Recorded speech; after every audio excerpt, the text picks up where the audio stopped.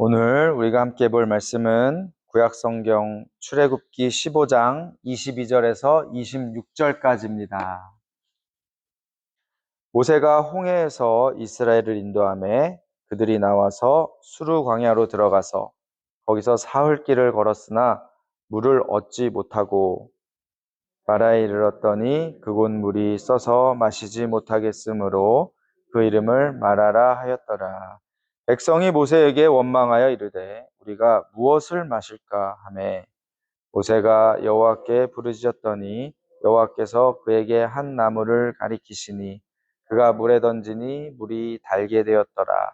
거기서 여호와께서 그들을 위하여 법도와 율례를 정하시고 그들을 시험하실새에 우리 함께 읽습니다. 이르시되 너희가 너희 하나님 나 여호와의 말을 들어 순종하고 내가 보기에 의를 행하며 내 계명에 귀를 기울이며 내 모든 규례를 지키면 내가 애굽 사람에게 내린 모든 질병 중 하나도 너희에게 내리지 아니하리니 나는 너희를 치료하는 여호와임이라. 아멘. 우리 함께 인사합니다. 잘 오셨습니다. 반갑습니다. 네, 우리 아가들도 오늘 왔네요. 반갑습니다. 네, 우리가 계속 출애굽기를 보고 있는데 오늘 15장 21절에서 26절 말씀을 가지고 함께 말씀을 나눕니다. 우리가 교회에 와서 정해진 시간에 예배를 드리고 또 각자 하나님께서 우리에게 주시는 은혜를 받고 일상생활로 돌아갑니다. 이런 결심을 하죠. 야, 이번 주는 정말 말씀대로 믿음으로 살아야 되겠다. 내가 우리 집에서도 내가 우리 부드럽게 얘기해야겠다. 모든 일에 감사하며 살아야겠다. 이런 결단을 하고 예배를 마치고 집으로 돌아가기 위해서 주차장으로 발걸음을 향하죠. 그런데 이 주차장에서 아직 이 교회를 떠나지 않은 그 짧은 순간에 우리의 결심을 무너뜨리는 일들이 뭐 가끔씩 있습니다. 차가 왜 이래? 순간에 뭐야? 왜 내가 가는데 왜 먼저 가? 길을 왜 막어? 막 이런. 제가 공부를 할 때 텍사스에 있는 어떤 교회에서 리서치를 하는 프로그램이 있었습니다. 그래서 주일 예배에 거기에 참석을 했는데 미국 교회예요. 아주 큰 대형 교회입니다. 한 3만 명 정도 성도가 되는 교회인데 거기서 이제 예배를 뜨겁게 드려요. 찬양도 뜨겁고 막 성도님들이 막 열심히 찬양하고 그런 교회에서 이제 다 이제 리서치를 한 후에 예배가 끝나고 가는데 뭐 많은 인원이 한 번에 이렇게 가려면 얼마나 이렇게 복잡하겠습니까? 거기서 그렇게 뜨겁게 찬양하고 예배하던 분들이 주차장에서 막 서로 차를 막 내려가지고 거기서 지금 나가면 어떻게 합니까? 막 기다려야지. 이쪽 라인이 먼저 가야 되고 저쪽 라인이 가야 되고 막 얼굴을 붉히는 모습을 제가 봤어요. 불쾌하며 막 인상 쓰면서 상대방을 막 비난하더라고요. 5분에서 10분 전까지 정말 이분들이 뭘 했던 분들인가라는 그렇게 막 뜨거운 예배를 드리고 찬양을 했는데 말씀을 들었는데 뭘 한 걸까요? 우리는 우리의 기대와는 다르게 우리의 마음의 결심이 단 몇 분, 몇 시간도 지켜주지 못합니다. 우리 사람은 자신이 어떤 사람인지 평소엔 잘 모르죠. 모든 일이 잘 풀릴 때는 누구나 감사할 수 있고 친절할 수 있고 믿음이 있어 보일 수 있습니다. 그런데 예상하지 못한 문제가 찾아오면 갑자기 우리 안에 있는 전혀 다른 사람들이 튀어나오게 되죠. 기껏 예배드리고 주차장에서 얼굴을 붉히거나 기껏 예배드리고 같이 식사하다가 얼굴을 붉히거나 회의하다 얼굴을 붉히거나 이런 일들이 일어납니다. 가족들 간에도 화가 나고요. 성도들 간에 말다툼할 때도 있죠. 오늘 본문에 나오는 이스라엘 백성들도 마찬가지임을 우리가 봅니다. 홍해를 건넌 이스라엘 백성들이 15장 1절에 보면 하나님을 엄청나게 크게 찬양합니다. 15장 1절에 이렇게 되어 1절부터는 이렇게 되어 있죠. 이때 모세와 이스라엘 자손이 이 노래로 여호와께 노래하니 일렀으되 내가 여호와를 찬송하리니 그는 높고 영화로우시며 말과 그 탄자를 바다에 던지셨음이로다. 여호와는 나의 힘이요 노래시며 나의 구원이시로다. 그는 나의 하나님이시니 내가 그를 찬송할 것이요 내 아버지의 하나님이시니 내가 그를 높이리로다. 여호와는 용사시니 여호와는 그의 이름이시로다. 막 찬양하지 않습니까? 15장 1절입니다. 그런데 지금 22절에 와서는 어떻게 되나? 이 15장 1절에 그들이 찬양할 때 적어도 그 순간은 거짓이 아니었어요. 진짜 진심으로 찬양했죠. 정말 감격했고요. 정말 감사했습니다. 막 죽을 것 같았던 그 자리에서 생명의 건짐을 받았죠. 바다를 갈라서 길을 내시고 그 백성들 다 건너가게 하시고 애굽의 군대를 진멸하신 여호와 하나님의 놀라운 구원의 은혜를 경험한 그들이 기쁨으로 하나님께 찬양하며 영광을 막 돌리기 시작합니다.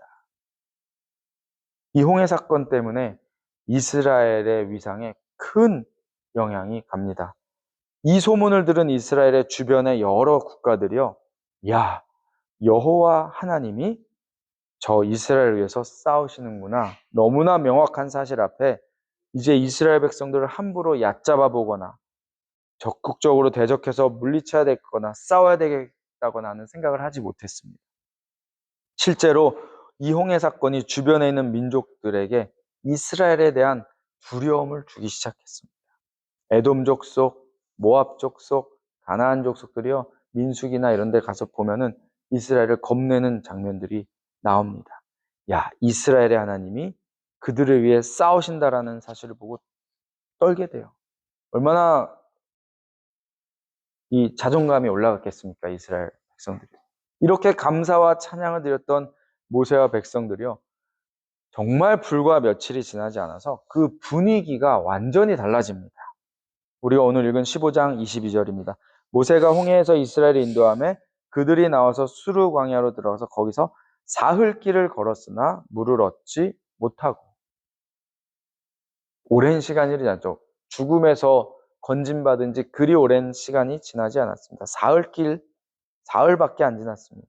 물론 사막에서 물이 없다는 것은 생명의 위기죠. 그것도 죽을 것 같은 일일 겁니다. 근데 그때 한 곳에서 물을 발견합니다. 얼마나 반가웠겠습니까? 근데 그 발견한 물을 마셨는데 어떻는가요? 써서 마실 수가 없는 물이었더라. 23절에 이렇게 나와 있습니다. 마라에 이르렀더니 그곳 물이 써서 마시지 못하겠으므로 그 이름을 마라라 하였더라. 먹고서 아우 쓰다 라고 이야기해요. 이거 쓰네 라고 이야기한 겁니다. 괴롭다, 못 먹겠다라는 뜻이죠. 순식간에 그 물을 한번 먹는 입에 대는 순간 단 사흘 만에 홍해에서 구원받았던 감격이 사라지고 이제 백성들 입에서 불평이 터져 나오죠. 이스라엘 백성은 아 물이 쓰네라고 불평했습니다. 단 3일 만에. 보통 인간의 그거는 한 3일 정도 되나 봐요. 우리나라에도 무슨 말이 있죠? 작심 3일. 인간의 본성인가 봅니다. 한 3일 정도까지는 견딜 수 있는데 3일 지나면 힘든가 봐요. 그리고 뭐 우리 가위바위보 할 때도 몇 판 합니까? 3세판 막 보통 그 정도. 아 이게 그런가 봅니다. 이제 백성들의 입에서 불평이 터져 나와요. 쓰다. 그런데 성경은 더 근본적으로 쓴 것에 대해서 이야기합니다. 물이 쓰다라는 환경의 그 쓴맛보다 더 깊은 맛이 뭡니까? 불평, 쓴 불평이 나오기 시작하죠. 이게 뭐지? 겨우 이러려고 우리를 살린 거야? 목말라서 죽게 하려고 우리를 거기서 살린 거야? 3일 만에. 우리는 생각보다 쉽게 원망하죠. 단 3일 만에 이렇게 비교하죠. 야, 애굽이 더 낫다. 비교합니다. 단 3일 만에 다시 두려워합니다. 우리가 여기서 목말라 죽을 거야. 단 3일 만에 분노합니다. 물이 이게 뭐냐? 쓰다. 왜 이렇게 빨리 변합니까? 단순하죠. 애굽에서 그들이 몸은 나오기는 했지만 여전히 그 애굽에서 했던 긴 경험이 그 사람들의 인생을 무슨 일이 있을 때 결정하는 기준이에요. 아직도. 몸은 노예 생활이 끝났지만 노예의 사고방식이 아직 남아 있었습니다. 애굽에서 아무 생각 없이 열심히 일만 하면 물도 나오고 먹을 것도 나오고 그냥 공급받았던 생명이 유지되었던 그 생각이 여전히 남아 있는 겁니다. 나를 위해서 무엇이 있어야 되는 거죠. 하나님이 어떻게 하실 것이라는 것을 신뢰하는 것보다 지금 당장 눈에 보이는 그 노예적인 사고방식이 남아있는 겁니다. 그 환경에 그 반응하는 법이 훨씬 익숙했어요. 물이 없어? 그냥 불평하는 겁니다. 왜요? 그렇게 살지 않았었습니다. 내가 열심히 일하고 내가 열심히 하면 먹여주고 살려줬던 그 생활에 익숙한 겁니다. 그래서 24절에 그 습성이 나오는 겁니다. 뭐라고 하냐면 백성이 모세에게 원망하여 이르되 우리가 무엇을 마실까 하매. 뭔가요? 애굽에선 물 줬어. 이거 우리가 뭐 마셔야 돼? 얘기해봐 지금. 당신 지도자 아니야? 우리가 뭘 마셔야 되는 거야 도대체? 이스라엘은 물이 없자 하나님께서 자신들을 버리셨다고 생각합니다. 그런데 실제로는 뭔가요? 정반대죠. 하나님은 그들을 버리신 것이 아니라 하나님이라는 그 우리의 삶을 인도하시는 분이 기본적으로 셋업이 돼 있는 그 삶이어야 되는데 그게 안 돼 있잖아요, 지금. 여전히 노예 생활을 하고 있지 않습니까? 그래서 그거를 바꾸는 훈련을 하고 계시는 겁니다. 25절에 이렇게 나오죠. 거기서 여호와께서 그들을 위하여 법도와 율례를 정하시고 그들을 시험하실세라고 나옵니다. 뒤에 가면. 하나님께서 이들을 법도와 율례를 정해서 하나님의 법과 율례를 정해서 시험하셨다고 이야기합니다. 여기서 하는 시험이 뭡니까? 그 사람들을 망하게 하고 그 사람들을 무너뜨리게 하고 그 사람들을 넘어뜨리게 한 것이 아니죠. 여전히 노예 근성이 남아있는 사람들에게 하나님이 어떤 분인지에 대한 믿음을 보게 하는 훈련을 시작하신 겁니다. 이 사람들은 그렇잖아요. 난 모르겠고 하나님이고 뭐고 이제 난 모르겠고 내가 원하는 대로 들어주라. 물을 달라. 뭘 어떻게 해야 되냐라는 그거에 대해서 하나님을 알게 하기 위한 훈련을 시작하시는 겁니다. 애굽에서 노예였죠. 먹고는 살았죠. 근데 하나님을 신뢰하는 그 하나님의 자녀로서의 훈련은 하나도 되어 있지 않아요. 출애굽해서 자유를 얻었지만 이 사람들의 삶은 여전히 노예였던 그 삶으로 살아가려고 한다라는 겁니다. 그래서 하나님이 하나님의 백성들을 광야로 빼내시는 겁니다. 그렇게 일부러 광야로 가게 하셔서 정말 아무것도 없는 곳에서 하나님만 의지하는 법을 한번 배워보아라 라고 하시는 겁니다. 우리의 삶에 의지할 게 많으면 하나님 찾지 않습니다. 찾기 어렵습니다. 우리가 문제가 생겼을 때, 어려움이 생겼을 때 우리가 의지할 게 많으면 순서대로 우리에겐 정해져 있어요. 하나님 먼저 찾는 게 아니라 이것도 해보고 돈으로도 해보고 명예로도 해보고 자녀들로도 한번 의지해보고 나의 인맥들로도 한번 다 그렇게 되게 돼 있어요. 이스라엘 백성이 그런 거 아닌가요? 애굽에서는 그랬더라. 우리의 삶도 마찬가지죠. 우리가 예수 믿는다고 해서 우리의 문제가 없거나 우리 인생에 아무런 어려움이 없는 건 아닙니다. 오히려 하나님께서는 때때로 우리를 마라와 같은 상황으로 인도하시죠. 쓴물을 한번 맛보게도 하신 겁니다. 건강에 쓴물을 마시기도 하고요. 경제적인 쓴물을 맛보기도 하고 관계적인 쓴물을 맛보기도 하십니다. 미래에 대한 걱정으로 우리의 마음이 써집니다. 우리가 쓴물을 마시는 순간들을 경험하게 내버려 두십니다. 그리고 그때 하나님께서는 우리에게 이렇게 물으십니다. 너가 처해 있는 그 환경보다 나를 더 신뢰하고 있는가? 야고보서 1장 2절에서 4절은 이렇게 이야기합니다. 너희가 여러 가지 시험을 당하거든 온전히 기쁘게 여기라. 이는 너희의 믿음의 시련이 인내를 만들어내는 줄 너희가 알미라라고 이야기합니다. 이 상황 가운데 모세는 기도하면서 하나님께 부르짖습니다. 하나님께서는 그에게 나뭇가지 하나를 가리키셨고 그 가지를 가져다가 물에 던져 넣자 물이 단물로 변하죠. 야, 그런 나뭇가지가 있어? 말 좀 알려주세요 하지 마시고 오해하지 마시기 바랍니다. 나뭇가지에 능력이 있는 게 아니잖아요. 모래를 갖다 뿌렸어도 물이 단물로 바뀌었을걸요? 뭘 갖다 넣어도 바뀌었을 겁니다. 물론 나뭇가지가 의미하는 바는 성경에서 따로 있긴 하지만요. 그 나무 자체의 능력이 있었다는 것은 아니에요. 하나님의 말씀과 능력이 그 쓴물을 변화시킨 겁니다. 그리고 하나님께서 이렇게 이야기하시죠. 26절입니다. 이르시되 너희가 너희 하나님 나 여호와의 말을 들어 순종하고 내가 보기에 의를 행하며 내 계명에 귀를 기울이며 내 모든 규례를 지키면 내가 애굽 사람에게 내린 모든 질병 중 하나라도 너희에게 내리지 아니하리니 나는 너희를 치료하는 여호와입니다. 네, 26절에 하나님께서 순종을 이야기하시지 않습니까? 근데 이거 오해하면 안 됩니다. 우리는 순종이라는 것을 들고 와가지고 하나님하고 자꾸 딜을 하려고 해요. 야, 내가 하나님한테 이렇게 할 겁니다. 그러니까 하나님 내가 원하는 것을 주십시오. 내가 한마디로 표현, 내가 잘 믿어드릴게. 당신이 원하는 대로. 내가 예배도 드려드릴게. 내가 헌금도 해드릴게. 내가 봉사도 해드릴게. 그러니 내가 이렇게 잘 하니 내가 원하는 것을 주시오. 순종은 그런 거래가 아니에요. 순종은 내가 하나님을 의지하고 있습니다라는 것을 보여드리는 표현입니다. 하나님은 순종하면 내가 너희를 사랑할게라고 말씀하지 않으십니다.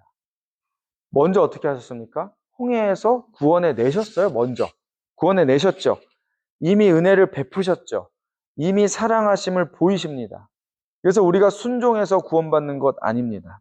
하나님 말씀에 잘 순종하면 우리는 구원받습니다. 아닙니다. 우리는 우리의 순종 때문이 아니라 그냥 하나님이 우리에게 주신 은혜로 내가 널 구원할게. 내가 널 사랑할게. 그걸로 구원받는 거죠. 그래서 순종은 뭔가요? 그 은혜로 받은 구원에 대한 우리의 반응이에요. 야, 하나님 나를 구원해 주셨으니까 내가 이렇게 하는 것이 마땅하지 라는 우리의 삶의 표현입니다. 순종하면 응답받고 순종하면 사랑받는 그 조건이 아니고 이미 우리는 응답받고 사랑받는 사람이라는 것을 알기 때문에 그 응답받고 사랑받는 것을 아는 사람이 살아가는 방식이 순종입니다. 그래서 하나님의 은혜를 경험한 사람들은 하나님 말씀 앞에서 자신을 내어놓고 자동적으로 순종하고 자기를 드리게 되는 겁니다. 그래서 진짜 내가 순종한다라고 하는 것은 억지로 하는 행동은 아닙니다. 하나님 일하다가 억지로 해야 될 일이 있을 때 여러분 안 하셔도 돼요. 하지 마십시오. 하나님 그거 안 받으십니다. 네. 뭐 어떤 분이 이제 성경에 억지로 순종하게 하시는 모습이 나오긴 해요. 모세가 안 간다 그래도 하나님이 그냥 갖다 놓으시잖아요. 그거 하나님 편에서 계획대로 해놓으시는 어떤 특별한 상황이지 일반적으로 하기 싫은 거 너 해야 돼 이렇게 이야기하지 않아요. 여러분의 마음이 정리될 때까지 기다려 보십시오. 내가 왜 그 일을 해야 되고 내가 왜 하나님 앞에 순종해야 하는가? 그게 마음에 정리될 때까지 기다려 보시기 바랍니다. 순종은 하나님이 어떤 분인지를 아는 사람이 하는 신뢰의 표현입니다. 내가 하나님이 나에게 이런 분이기 때문에 내가 그렇게 하는 거지라는 자연스러운 신뢰, 내가 하나님을 믿고 있습니다라는 표현이에요. 나한테 주어진 인생이 이해가 되지 않아도 내 인생이 때로는 광야 같은 길을 갈 때라도 가다가 살려고 한번 먹었더니 그게 쓴물이었지라 할지라도 그래도 하나님은 이 순간에도 나를 위해서 선하게 일하고 계신다는 것을 믿는 사람들은 순종하게 되죠. 사실 이게 믿음입니다. 물론 우리는 여전히 넘어지죠. 우리는 연약해요. 우리는 불평하죠. 저도 그렇습니다. 저도 주차장 나가다가 짜증 낼 수도 있습니다. 그런데 진짜 하나님께 은혜 받은 사람, 그걸 아는 사람들은 넘어지기는 하지만 다시 일어나서 툴툴 털고 하나님께로 가보는 노력을 하죠. 하나님의 사랑 이미 경험해 봤기 때문에 그래요. 내가 지난번에 넘어졌을 때도 하나님 기다려주시고 나를 다시 세우셔서 이렇게 만드셨지. 내가 힘들고 어려운 일이 있을 때도 내가 그게 다 끝인 줄 알았더니 아니더라. 하나님 회복 주시더라. 여전히 지금 나를 또 이 자리에 놓으셨구나. 그걸 이해하는 사람입니다. 잠시 주춤거릴 수 있죠. 잠시 머뭇거릴 수 있지만 돌아옵니다. 하나님을 믿는 사람입니다. 그래서 하나님이 그런 광야 같은 시험을 통해서 우리를 버리시는 게 아니라 우리를 조금 더 성숙하게 만드시는 겁니다. 인내하게 만드시는 겁니다. 우리가 사는 세상은 광야와 같죠. 어제는 좋았는데 오늘은 갑자기 온갖 근심과 걱정에 휩싸이기도 하는 것이 우리의 인생입니다. 우리가 살려고 이게 다라고 생각해서 그래 이제는 살았다 하고 물을 마셨는데 써서 뱉어버리는 그런 경험을 할 때가 분명히 있다라는 것입니다. 이때 우리는 그 길을 어떤 마음으로 가야 할지 돌아보는 겁니다. 내가 이걸 어떻게 이겨내가야 하나? 다른 방법 없습니다. 모세가 어떻게 했습니까? 바로 기도했죠. 그 자리에서. 우리는 하나님께서 우리의 상황을 해결해 주실 거야라는 것에 더해서 먼저 우리의 마음을 헤아려 주시기를 기도합니다. 하나님, 내가 지금 이런 상황 가운데 나는 못할 것 같고 나는 안 될 것 같지만 나 그냥 순종합니다. 나뭇가지 하나 넣는다고 물이 무슨 바뀝니까? 그러나 말씀하셔서 내가 순종합니다. 그 우리의 마음을 헤아려 주시기를 기도해 보십시오. 우리가 그 말씀에 순종하기를 한번 기도해 보시기 바랍니다. 이 상황을 바꿔주십시오. 이 상황이 변하게 해주십시오. 기도하셔야죠. 그런데 그에 앞서서 우리를 성숙하게 하시려는 하나님의 마음을 우리가 한번 생각해 보는 겁니다. 하나님은 우리에게 인내하면서 지나가도록 허락하신 시간들이 있습니다. 성경에는 광야로 나오죠. 오늘 본문에는. 이런 광야 같은 장소가 여러분의 인생 가운데 다 있습니다. 그런데 이 광야라는 장소가 하나님이 우리를 버리시고 우리 혼자 내버려 두시는 곳이 아니라 우리와 함께 계시는 장소가 바로 광야죠. 오히려 잡다한 우리의 계획과 우리의 모든 것들, 우리가 잡을 수 있는 것들을 다 놓고 하나님하고만 딱 만날 수 있는 아무것도 없는 장소가 우리의 인생의 광야라는 것입니다. 거기서 우리를 위한 하나님의 깊은 계획과 하나님이 우리를 향한 아주 세밀한 작업이 진행되는 장소예요. 광야가요. 그냥 하나님만 볼 수밖에 없으니까 하나님이 우리를 만들어 가시는 곳이 그런 곳이라는 것입니다. 완전하신 하나님을 믿으십니까? 오차 없으신 하나님을 믿으십니까? 그 하나님께서 우리의 인생길을 변함없이 인도해 주시려는 그 믿음 안에 저와 여러분이 소망을 두고 순종하며 거하시기를 간절히 주님의 이름으로 부탁드립니다. 아멘. 우리 시간 말씀을 생각하면서 한번 기도합니다. 우리는 다 그냥 그런 연약한 사람들입니다. 우리는 문 앞에 나가면서 짜증날 수도 있고 우리는 여러 가지 어려움들이 있을 수 있어요. 그런데 그럼에도 불구하고 하나님께서는 우리를 그 길 가운데서 우리를 만들어 가시는 겁니다. 그 길 가운데서 우리를 세밀하게 조정해가는 작업들을 하세요. 그건 우리가 느낄 수도 있고 못 느낄 수도 있어요. 그런데 왜 우리는 이 자리에 있는지 모르지만 하나님께서 우리를 언제나 다시 일으키실 것이라는 그 믿음이 우리에게 있었으면 좋겠습니다. 우리 인생길 가운데 먼저 우리를 구원해 주시고 사랑해 주신 하나님의 은혜가 우리 마음 가운데 깊이 임하도록 말씀을 가지고 함께 기도합니다.